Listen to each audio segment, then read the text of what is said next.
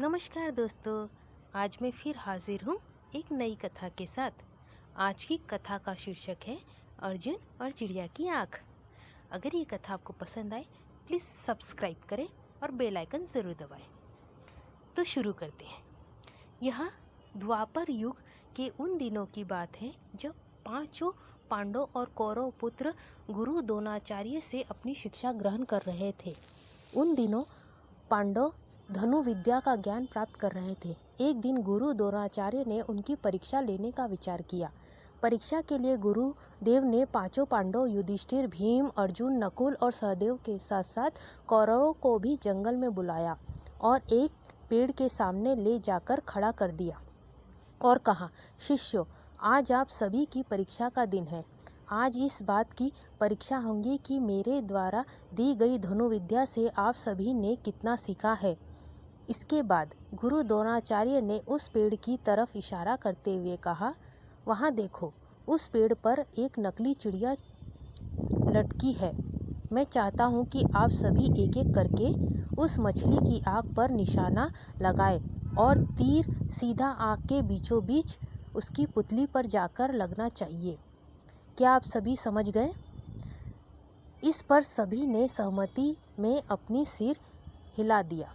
गुरु द्रोणाचार्य ने सबसे पहले युधिष्ठिर को आगे बुलाया और तीर कमान उसके हाथों में थमाते हुए उससे पूछा, वत्स, तुम्हें इस समय क्या क्या दिख रहा है? इस पर युधिष्ठिर ने जवाब दिया, गुरुदेव, आप, मेरे भाई, यह जंगल, पेड़ पर बैठी चिड़िया व पत्ते आदि सब कुछ दिख रहा है।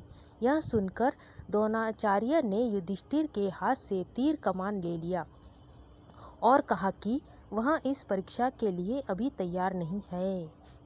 इसके बाद उन्होंने भीम को आगे बुलाया और उसके हाथों में तीर कमान थमा दिया।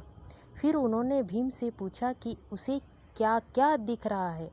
इस पर भीम ने जवाब दिया कि उसे भी गुरु द्रोणाचार्य, उसके भाई, पेड़, चिड़िया, धरती व आसमान सब कुछ दिख रहा है।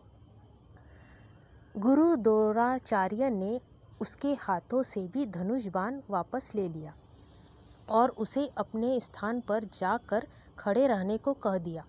इस प्रकार गुरुदेव ने एक एक करके नकुल, सहदेव और सभी कौरव पुत्रों को बुलाया और उनके हाथों में धनुष बाण थमाते हुए उनसे भी यही सवाल पूछा। उन सभी का जवाब भी कुछ इसी प्रकार आया कि उन्हें गुरुदेव, भाई, जंगल, उसके आसपास की चीजें व पेड़ आदि दिख रहे हैं। इन जवाबों के बाद उन्होंने सभी को अपने अपने स्थान पर वापस भेज दिया। आखिरी में अर्जुन की पारी आई। गुरुदेव ने उसे आगे बुलाया और धनुष बाण उसके हाथों में दे दिया।